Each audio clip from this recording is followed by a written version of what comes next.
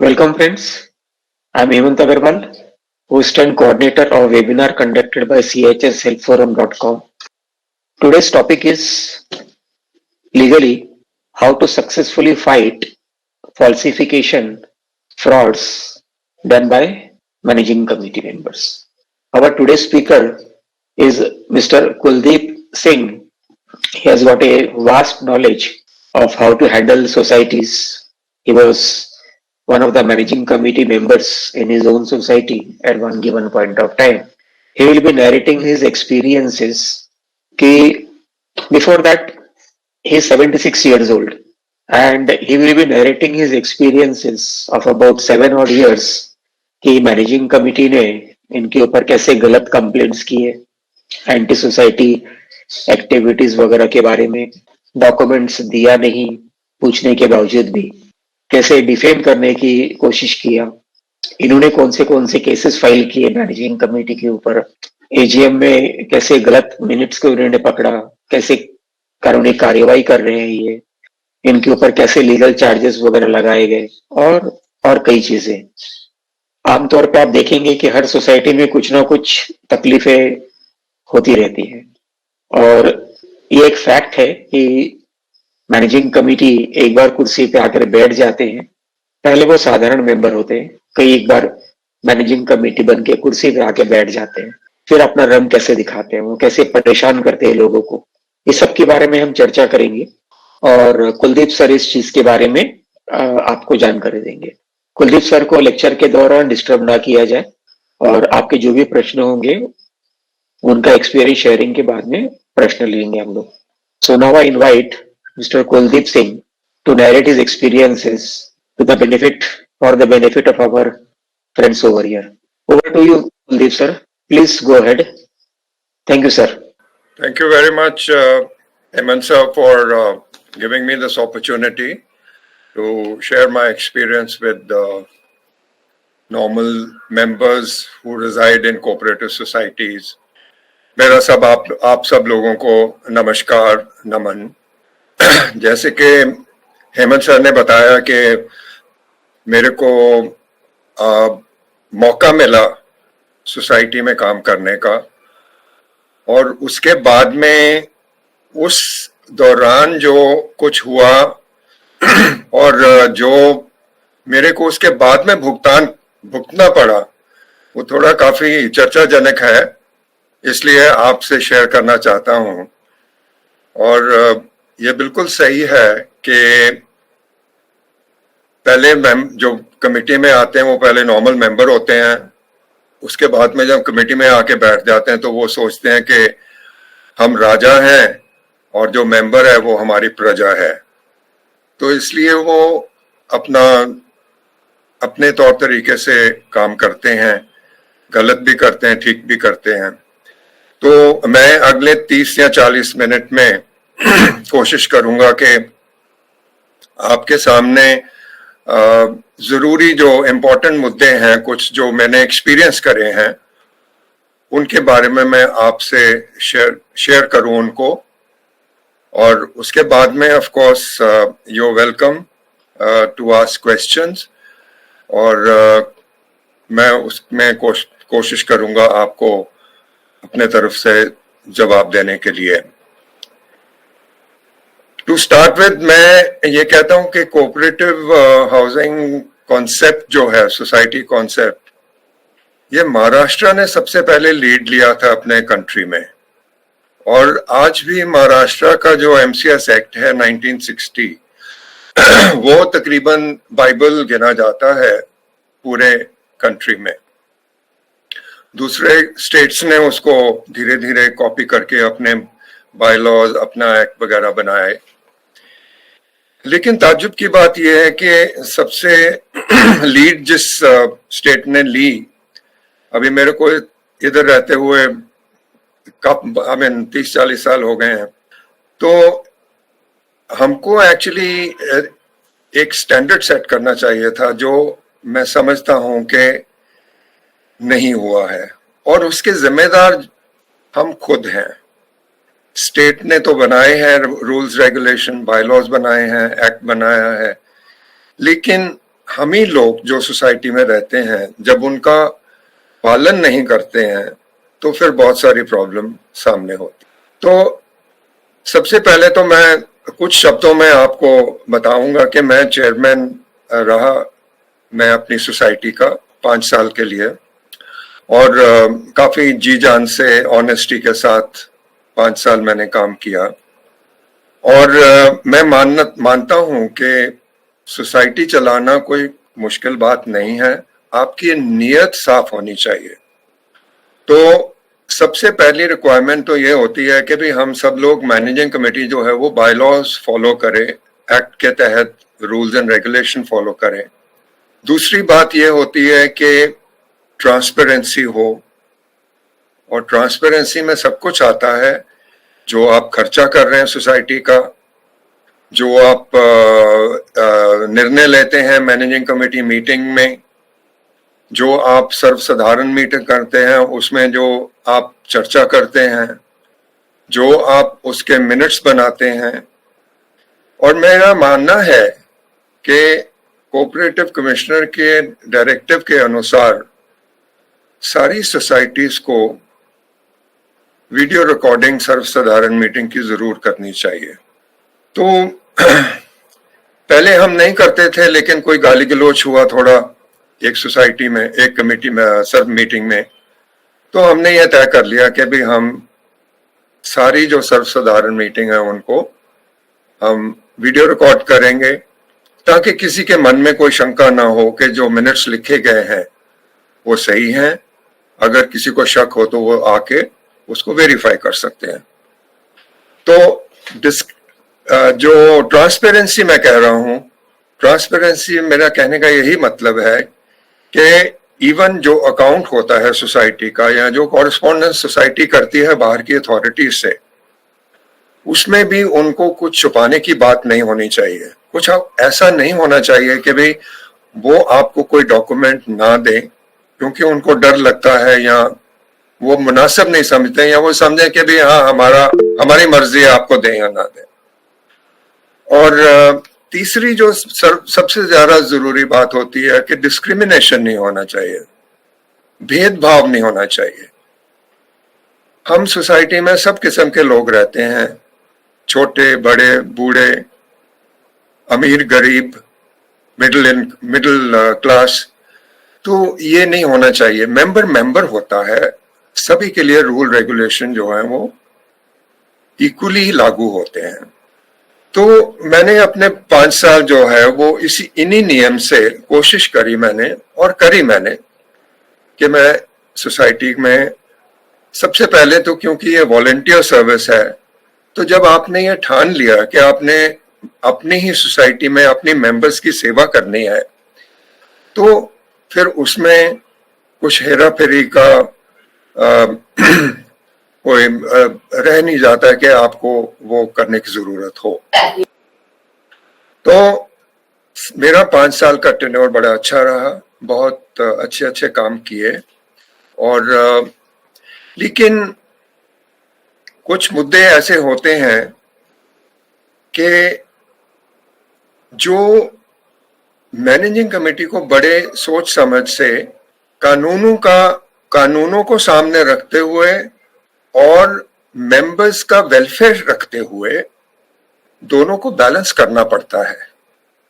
मेरे कहने का मतलब प्राइमरीली ये है कि क्योंकि सोसाइटी कानूनी तौर पे कानून से चलनी चाहिए, तो हमारे महाराष्ट्र में या किसी भी स्टेट में अथॉरिटीज हैं, जैसे रजिस्ट्रार हुआ, डिप्टी रजिस्ट्रार हुआ, जॉइंट रजिस्ट्रार हुआ, बाकी आपकी म्युनिसिपल कॉर्पोरेशन हुई, आपकी टाउन प्लानिंग अथॉरिटी हुई, लीगल जो कोर्ट्स है वो हुई।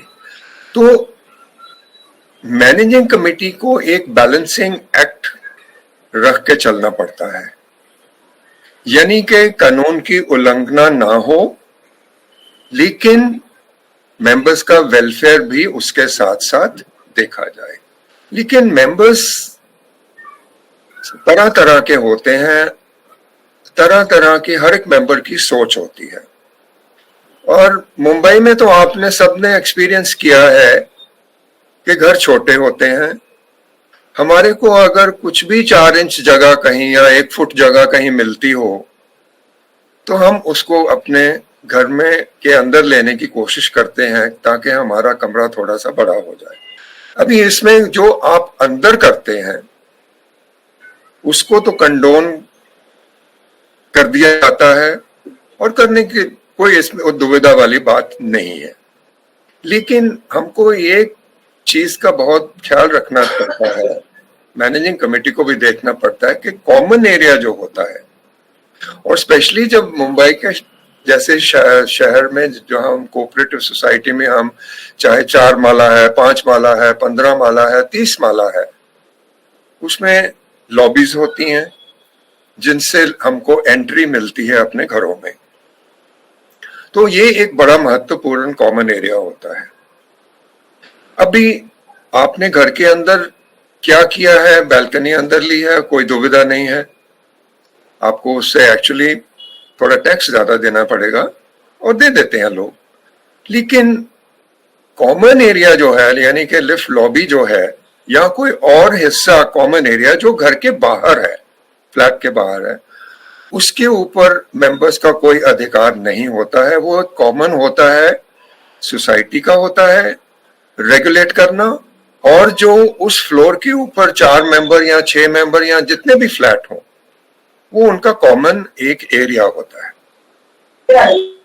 तो हमारी सोसाइटी में कुछ ऐसा था कि लिफ्ट लॉबी में कुछ लोगों ने अतिक्रमण किए हुए थे और लिफ्ट लॉबी का हिस्सा अपने फ्लैट्स के अंदर लिया हुआ। तो जैसे मैंने बोला कि दोनों तरफ देखना पड़ता है, तो कानून के हिसाब से तो ये गलत है। तो हमने थोड़ी सी चर्चा करी, हमने इस मुद्दे को सॉल्व करने की कोशिश करी। अल्टीमेटली कुछ लोगों ने निकाल दिया, कुछ लोगों ने नहीं निकाला। तो मैं ये बोलूंगा कि मेरा जो टेन्योर रहा अच्छा रहा, काफी काम किया, अच्छा काम किया, किसी को कोई शिकायत नहीं थी कोई पैसे की कि हमारी कमेटी ने कोई पैसे की हेराफेरी करी हो। लेकिन कुछ लोगों को क्यों पूछा आपने, क्यों उनको नोटिस दिया, क्योंकि उसकी रिपोर्ट म्युनिसिपल कॉर्पोरेशन को भी की गई तो MRTP नोटिस भी उनको आया। तो ये एक बहुत उनके लिए दुखदाई घटना हुई जिसके साथ उन्होंने कुछ ऐसा ठान लिया कि भी इस बंदे को तो हमने सबक सिखाना है। तो प्रॉब्लम वहां से शुरू हुई। तो हमने 5 साल किया, सोसाइटी छोड़ दी, नई कमेटी आई। अनफॉर्चुनेटली जैसे चर्चा होती है, नई कमेटी में कुछ ऐसे लोग आए जो खुद अतिक्रमण करके बैठे हुए थे कॉमन एरिया। तो वो सबक सिखाने वाली बात जो है वो आगे बढ़ने लग गई। मेरा यह असूल रहा है कि कभी भी कुछ सोसाइटी में गलत हो तो मैं आमतौर पर सोसाइटी को चिट्ठी लिख देता हूं या ईमेल लिख देता हूं और उनको बताता हूं कि भी ये गलत है, इसको थोड़ा सा आप देख लीजिए। जनरली मैंने देखा कि 5-6 महीने गुजर गए, मेरे को ज्यादा कुछ जवाब मिलता नहीं रहा, और फिर 6 महीने के बाद में, 7 महीने के बाद में मेरे को पता लगा कि मैनेजिंग कमेटी ने मेरे को एक वेक्सेशियस कंप्लेनेंट और एंटी सोसाइटी घोषित कर दिया है मैनेजिंग कमेटी मीटिंग में, कि ये बहुत चिट्ठी लिखता है, बहुत सवाल जवाब करता है, हमको पूछता है, हमको ये तंग करने की कोशिश कर रहा है। मैंने कभी किसी को तंग करने की कोशिश नहीं करी। हमेशा मैंने सोसाइटी के सुधार को सामने रखते हुए जो भी किया, जो मैंने उचित समझा। मैं एक लॉ अबाइडिंग सिटीजन था और हूं, और मैं यही चाहता हूं कि हम सारे अगर लॉ अबाइडिंग रहें तो मैं आपको गारंटी देता हूं कि सोसाइटी में कभी कोई प्रॉब्लम नहीं हो सकती।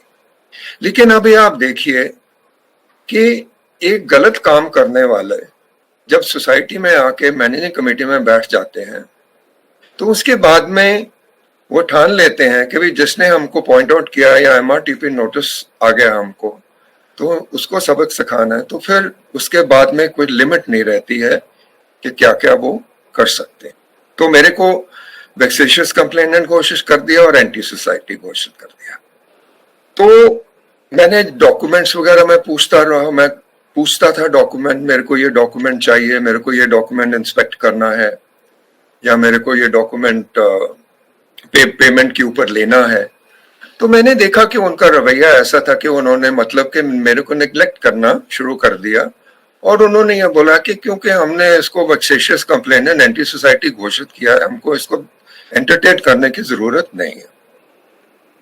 लेकिन हम सब जानते हैं कि as per MCS act section 32 as well as bylaw 171 और जो नई अमेंडमेंट आई थी, जो 97 कॉन्स्टिट्यूशनल अमेंडमेंट के बाद नया चैप्टर आया था 154, तो 154B8 वो हर एक मेंबर को एक राइट देता है कि उसको जो भी डॉक्यूमेंट वो मांगता है उसको देना चाहिए। अनफॉर्चुनेटली थोड़ा सा इसमें थोड़ी सी कमी है। वो कमी ये है कि section 32 of MCS act and bylaw 171 उन्होंने कुछ डिस्क्रिप्शन दी हुई है, कुछ लिस्ट आउट किए हुए हैं कि भाई ये जो डॉक्यूमेंट है, जैसे बैलेंस शीट हुई, अकाउंट्स बुक हुए, मिनट्स हुए, तो ये चीजें जो है उन्होंने लिस्ट आउट करी हुई है। और मैनेजिंग कमेटी ये सोच के बैठ जाती है, या उसका सहारा लेती है या उसकी प्रोटेक्शन लेती है कि भाई ये तो लिखा नहीं हुआ है, जो आप मांग रहे हैं वो तो लिखा नहीं हुआ है, कि ये मेरे को कॉन्ट्रैक्ट देखना है। आपने कॉन्ट्रैक्ट जो बनाया है सोसाइटी की सिक्योरिटी के साथ, या सीसीटीवी कैमरा वाले के साथ, या आपने जो मेंटेनेंस सिविल वर्क्स के लिए कॉन्ट्रैक्ट, वो तो लिखा नहीं हुआ कहेंगे पे आपको वो देने की जरूरत है।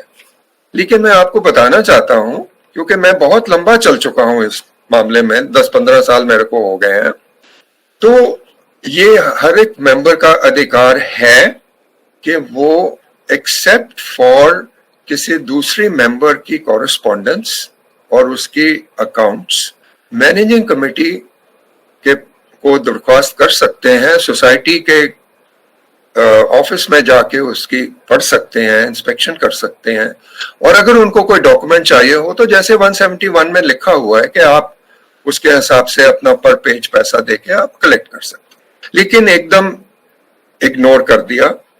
तो मैं आपको ये बताना चाहता हूं कि आरटीआई भी का मैंने, क्योंकि मेरे को डॉक्यूमेंट नहीं मिलते रहे, मैंने आरटीआई का सहारा लेना शुरू किया थ्रू द जॉइंट रजिस्ट्रार। ये मेरे को बाद में कुछ एहसास हुआ या पता लगा कि भी डायरेक्टली जो मेंबर है, क्योंकि सोसाइटी आरटीआई एक्ट के तहत नहीं आती है, तो आप डायरेक्टली उनसे नहीं मांग सकते। तो फिर मैंने थ्रू रजिस्ट्रार उनको रिक्वेस्ट करते आरटीआई के अंडर, वो मैंने डॉक्यूमेंट्स की रिक्वेस्ट करी।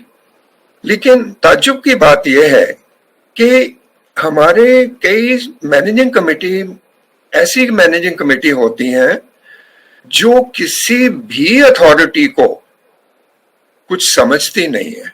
ये बड़ी अनफॉर्चुनेट बात है।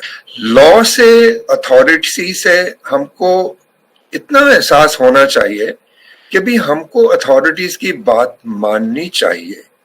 वो अथॉरिटी इसीलिए है कि उनको अफेयर्स ऑफ द सोसाइटी चलाने के लिए एक ड्यूटी दी गई है। That is why they are registrar, they are sitting in that chair.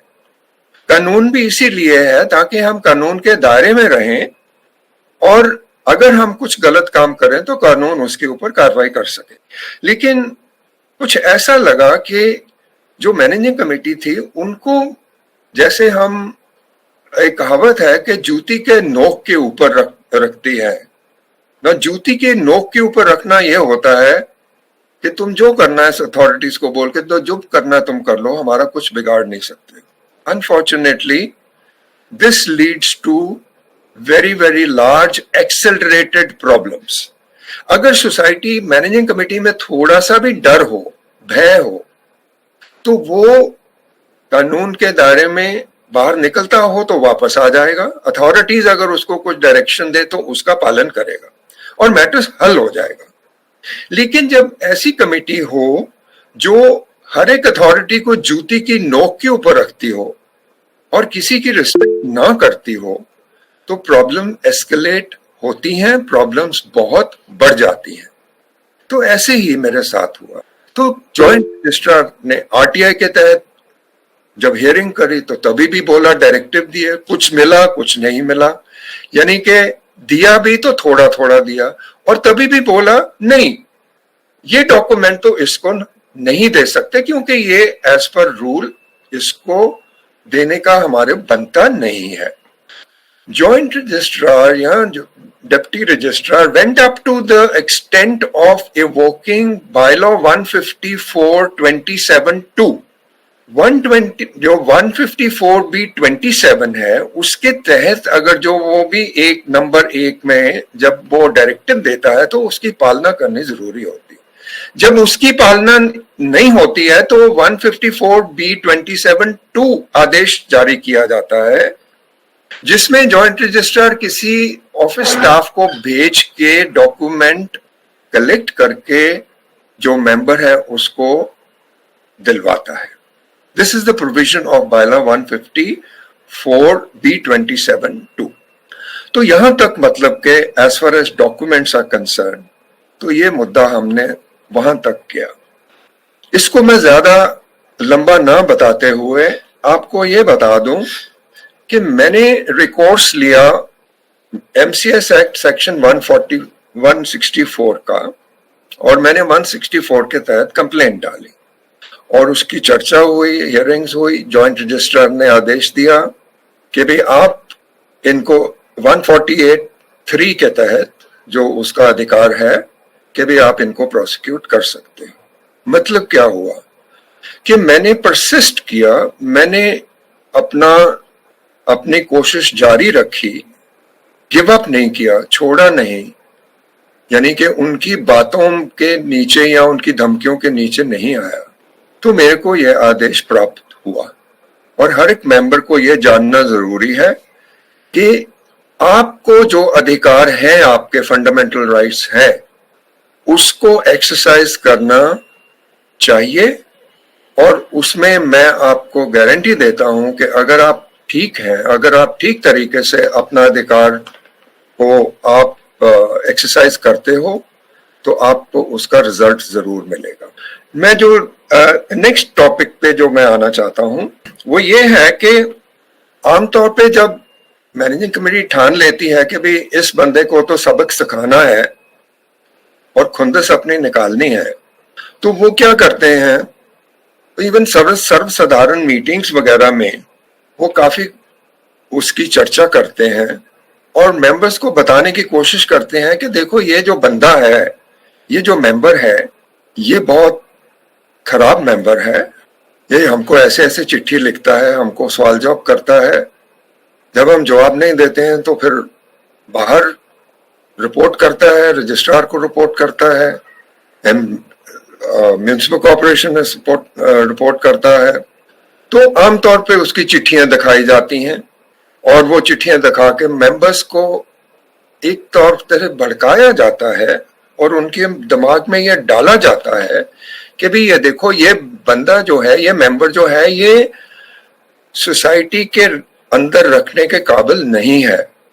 तो एक्चुअली स्पीकिंग यही जो सेक्शन मैंने पहले आपको कोट किया था 154(b)(8), वो बड़ा क्लियरली बोलता है कि excluding personal information of other members, आप कुछ भी जाके सोसाइटी ऑफिस में इंस्पेक्ट कर सकते हो और ले सकते हो पैसा देके, लेकिन मेंबर्स की कम्युनिकेशन जो है, which is private communication between member and the managing committee or the authorities, that is not supposed to be made public by the managing committee. लेकिन क्योंकि वो चिट्ठियां दिखा के, क्योंकि उसी के साथ उनको पता है कि वो मेंबर्स का जो है, मेंबर्स के दिमाग में डालेंगे कि ये मेंबर ठीक नहीं है, उसके बारे में गलत उल्टा सीधा बताएंगे, तो इसलिए ये मानहानि करने की वो तरीके से कोशिश करते हैं। तो ऐसे ही मेरे साथ हुआ कि मेरी कॉरेस्पॉन्डेंस जो थी वो काफी चर्चाजनक रही सर्वसाधारण मीटिंग्स में, और मेंबर्स को ये बताया गया कि भाई ये देखो है, मेंबर जो है ये बहुत तंग कर रहा है, ये सब कुछ जो है, अब कुछ भी करते हैं हम तो ये हमको पूछता है और बाहर हमारी रिपोर्ट करता है। तो अभी कुछ हद तक तो आप सहन कर लेते हो, लेकिन जब मानहानि बहुत ज्यादा हो जाती है, आपको मान लो कि कोई ओनैनिमस पैम्फलेट आने शुरू हुए, गाली गलोच आना आपको शुरू हो जाए, धमकियां आने शुरू हो आपके लेटर बॉक्स में, तो फिर पानी सर के ऊपर से निकल जाता है। तो फिर आपको लीगल रिकोर्स लेने का जो ऑप्शन होता है तकरीबन वो ही बचता है। तो मेरे साथ भी कुछ ऐसा ही हुआ। तो क्योंकि मैंने सोचा है right is right, wrong is wrong, चाहे आप कुछ भी कर लो, अगर मैं सही हूं तो मेरा अधिकार है आप प्रूव करना कि मैं सही हूं, और आप गलत हो, इसलिए आपको जो है वो अपने आप को सही करना पड़ेगा, करेक्ट करना पड़ेगा, ना कि आप मेरे से उसके बारे में बदला लें।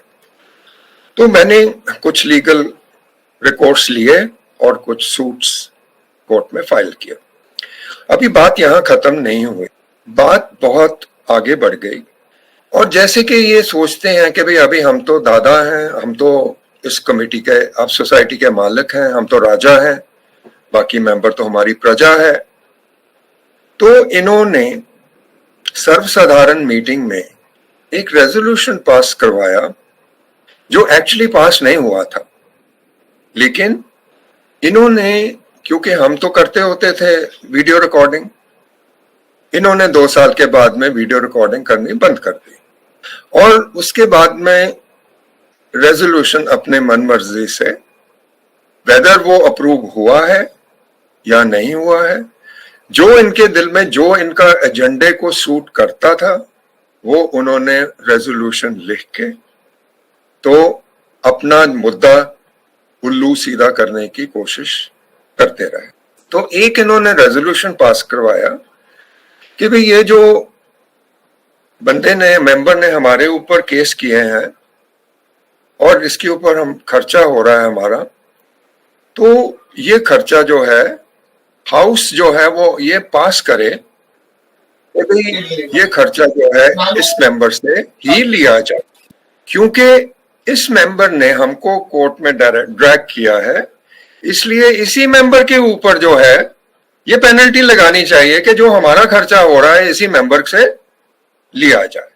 मैं आपको ये बता दूं कि ये निहायत गैर कानूनी रेजोल्यूशन है, ना तो ये कॉन्स्टिट्यूशनली करेक्ट है, इट इज, और सब दूसरी बात जो है, आप देखिए कैसे किया,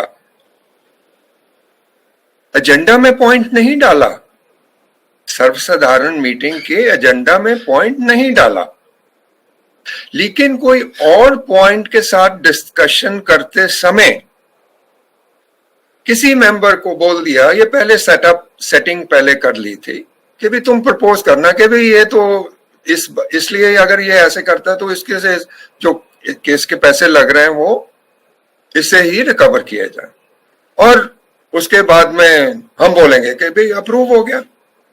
एजेंडा में नहीं था, विवाद हुआ, वोटिंग नहीं करवाई, वो भी गलत है, क्योंकि रूल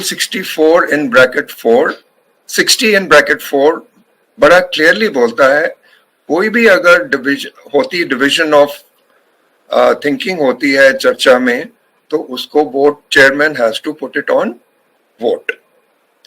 और जो MCS एक्ट सेक्शन 75(4) है, वो भी कहता है कि जो भी हमको अडॉप्ट करना पड़ता है सर्वसाधारण मीटिंग में, जैसे कि बैलेंस शीट हुई, जो भी स्टेटमेंट हुई, प्रॉफिट एंड लॉस हुआ, ऑडिटर की रिपोर्ट हुई, सोसाइटी ने क्या काम किया, उसको सबको अडॉप्ट करने के अलावा जो बायलॉज बोलते हैं कि हमको क्या करना चाहिए, और वो स्पेसिफिक मैं वर्डिंग आपको पढ़ के सुना देता हूं, such other business will be transacted as may be laid down in the bylaws and of which due notice has been given.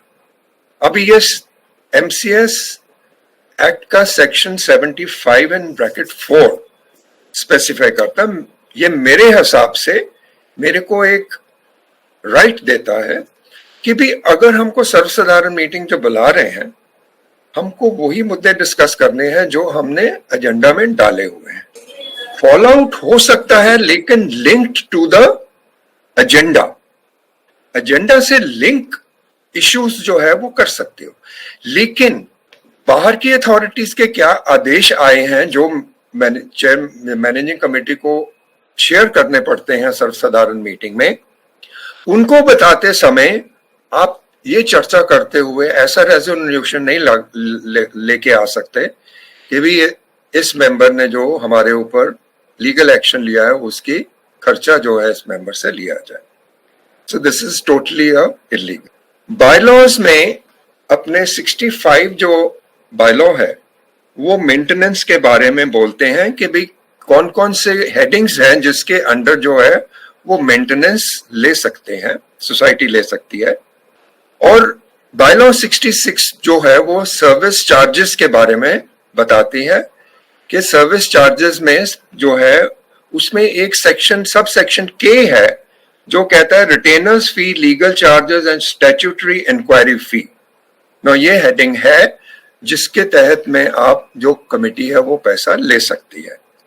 लेकिन इसमें जो जरूरी एलिमेंट जैसे मैं समझता हूं कि सोसाइटी को पार्टी होना जरूरी है। अगर सोसाइटी पार्टी नहीं है, इन अदर वर्ड सारे के सारे मेंबर उसके हिस्सेदार नहीं है, तो ये सर्विस चार्ज आप एक मेंबर के ऊपर नहीं लगा सकते। तो ये सारा एकदम सरासर गलत था और ये गलत तरीके से जो है ये इसके बारे में उन्होंने इस्तेमाल इसका किया।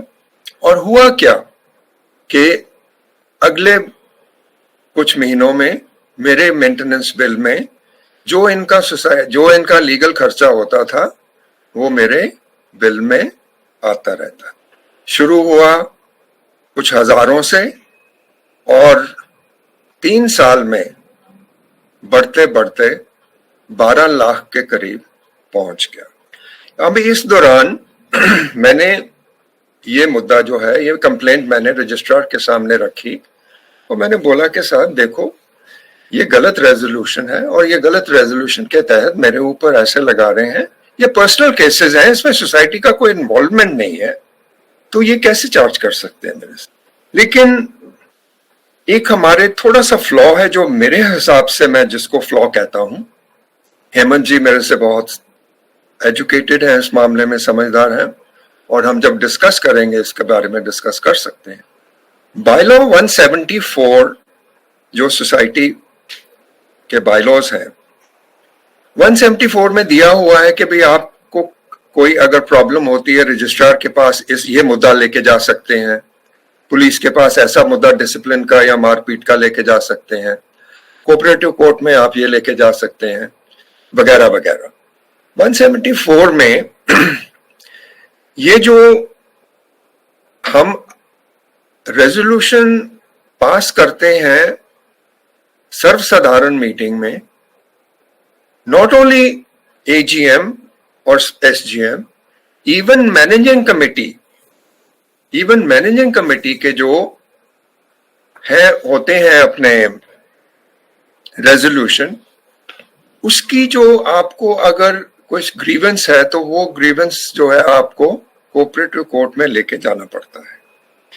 ये मैं एक बहुत ही बड़ा फ्लॉ समझता हूं अपने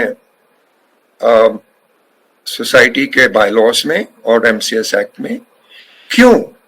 क्योंकि ऐसी मैनेजिंग कमेटी जो अपने तुर्की फरमान के साथ सोसाइटी चलाना चाहती है, वो तुर्की फरमान जो है अपनी एमसीएस मीटिंग में जारी कर देती है और जो मेंबर को दुविधा होती है उसके पास एक ही रिकोर्स रह जाता है कि भाई वो कोऑपरेटिव कोर्ट जाना पड़े उसको।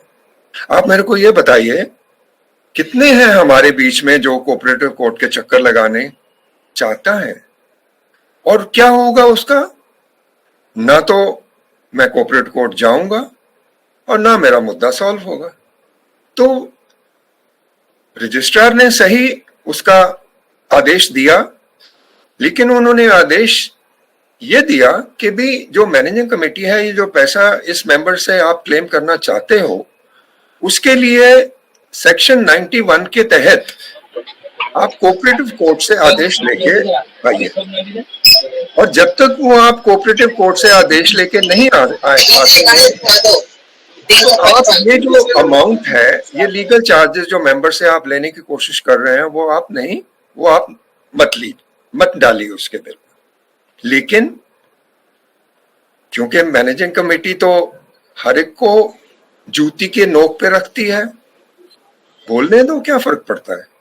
रजिस्ट्रार बोलते दो ना, मेंबर के बिल में डालते जाओ, 18% लेट पेमेंट डालते जाओ, 12 लाख हुआ है, 12.5 हो जाएगा, थोड़ी देर के बाद में 13 हो जाएगा।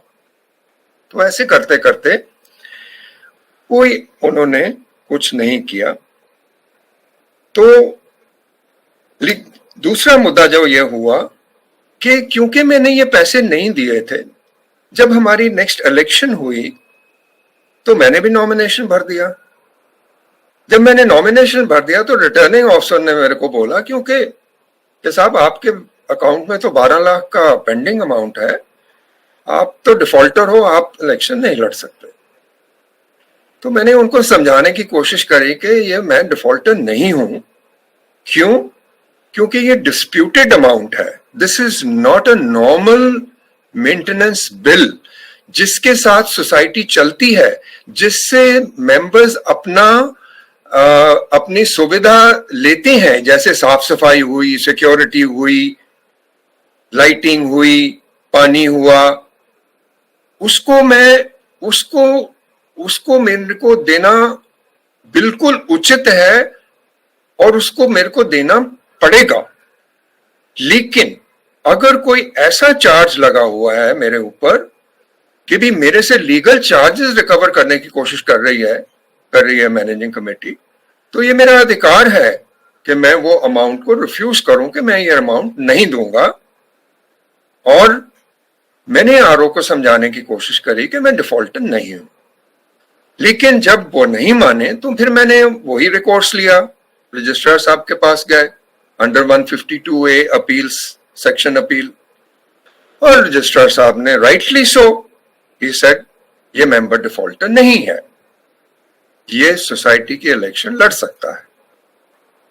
तो इसको ज्यादा आगे न लेते हुए मैं आपको ये कहना चाहता हूं कि क्योंकि पैसा सोसाइटी के फंड से निकल रहा था, मैनेजिंग कमेटी में कोई संकोच नहीं था कि भी जॉइंट ये रजिस्ट्रार का ऑर्डर भी जो वो हाई कोर्ट में चैलेंज कर दो। तो मैं इसको ज्यादा आगे लूंगा नहीं। कितना खर्चा हुआ उसमें, सोसाइटी का कितना पैसा उजड़ा उसमें मैं नहीं जाना चाहता हूं, क्योंकि फिर ये लंबी बात हो जाएगी। उसके बाद में ये मुद्दा मैंने ऑफ कोर्स नई कमेटी जब आ गई तो ये जो इलीगल रेजोल्यूशन पास हुआ था उसका पॉइंट मैंने सर्वसाधारण मीटिंग में रखा और मैंने बोला उसमें कि भी ये जो मेरे साथ बेइंसाफी हुई थी, एंड एज पर बायलॉ 109 ये अधिकार है मेंबर्स को, कोई भी रेजोल्यूशन को रिविजिट कर सकती है, हाउस रिविजिट कर सकता है और उसको दोबारा डिस्कस करके उसके ऊपर फ्रेश निर्णय ले सकता है। एक ही कंडीशन है कि वो 6 महीने से ज्यादा टाइम गुजर चुका होना चाहिए। तो मेरे तो सालों साल गुजर चुके थे, कितने साल गुजर चुके थे। तो मैंने ये एक मुद्दा डाला एजेंडा में, डिस्कस हुआ, मैंने अपना पक्ष रखा, मेंबर्स ने बोला सही बात है, ये मेंबर ठीक बोल रहा है, ये नल एंड वॉइड होना चाहिए और इस रेजोल्यूशन विड्रॉ होना चाहिए। और जो भी पैसा सोसाइटी के अकाउंट से खर्च किया गया है, जो भी आप लगा लो 11-12 लाख रुपया, जिन लोगों ने इसका दुरुपयोग किया है, गलत इस्तेमाल किया है, वो उनसे रिकवर होना चाहिए।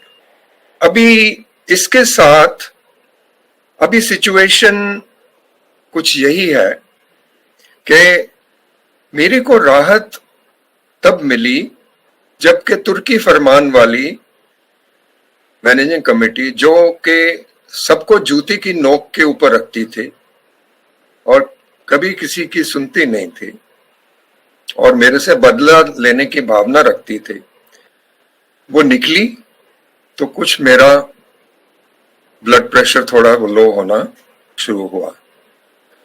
काफी तंग किया, काफी हैरस किया, काफी बदनाम किया, लेकिन क्योंकि मैं सही में बिलीव करता हूं और मैं ये हमेशा सोचता हूं और कहता हूं, सच हमेशा जीतता है आखिर में, सच को कोई हरा नहीं सकता है।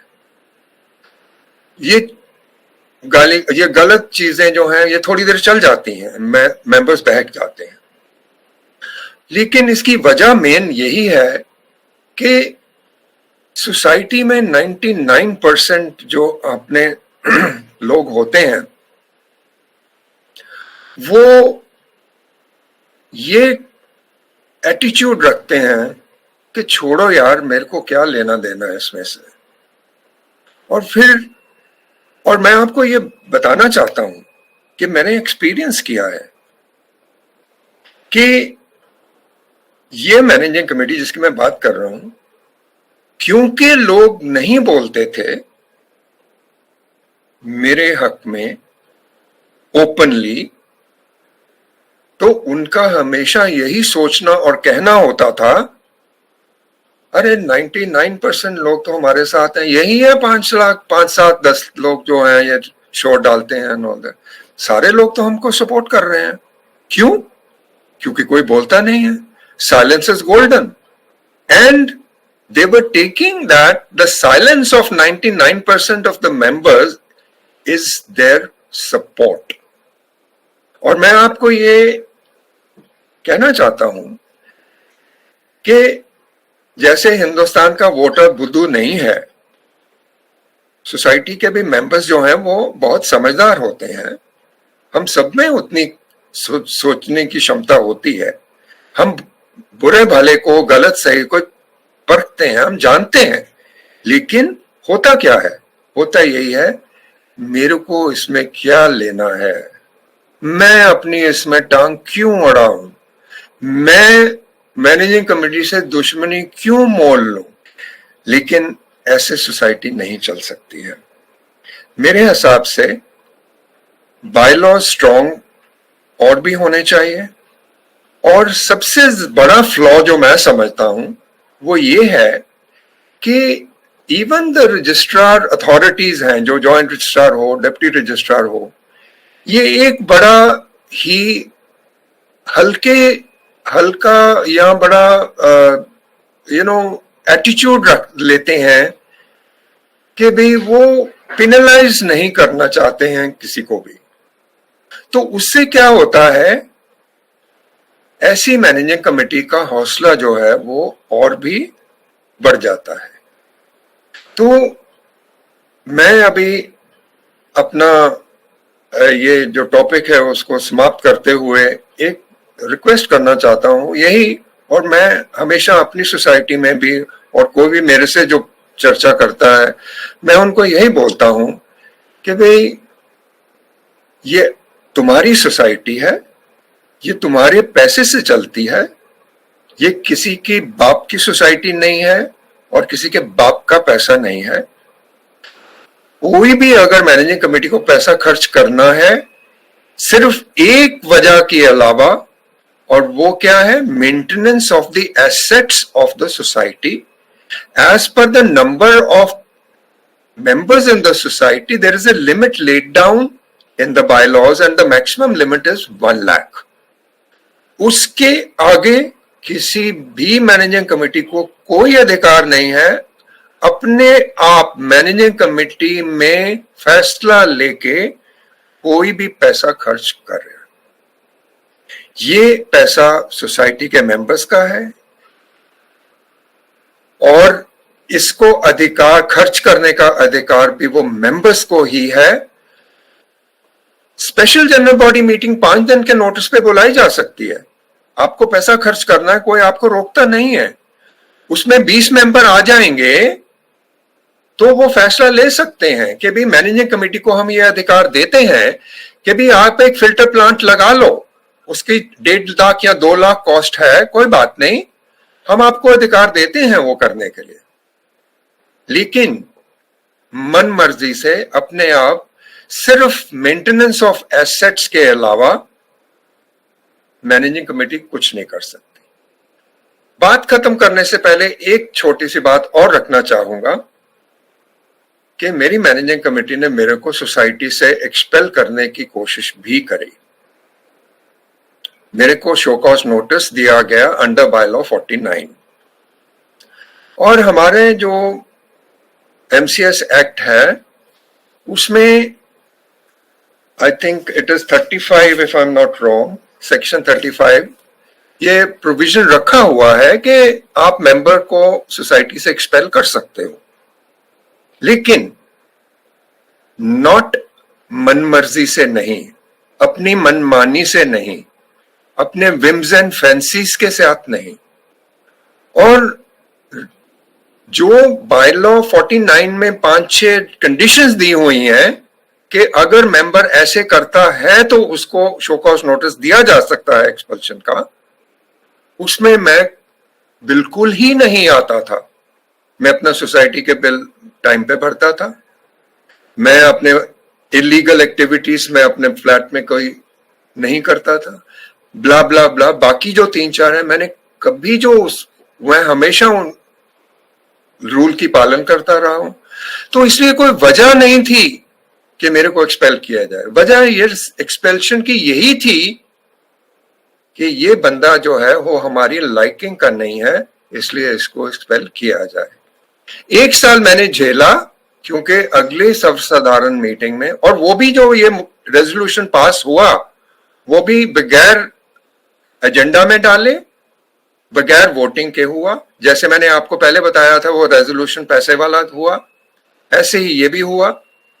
लेकिन 1 साल मेरे को, हम बोलते हैं ना, सूली पे टांग के रखा 1 साल। और जो मैंने अच्छा काम किया था 5 साल, वो मेरे काम आया उस सर्वसाधारण मीटिंग, क्योंकि लोगों ने मेरा काम देखा था, लोगों ने मेरी ऑनेस्टी देखी थी, तो वो मेरे को एक्सपेल नहीं कर सके।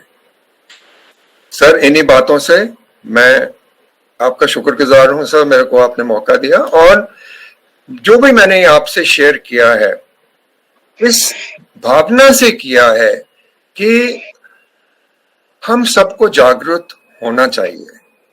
ये नहीं चलेगा, एटीट्यूड जो है वो सही को सही, गलत को गलत करके चलना पड़ेगा।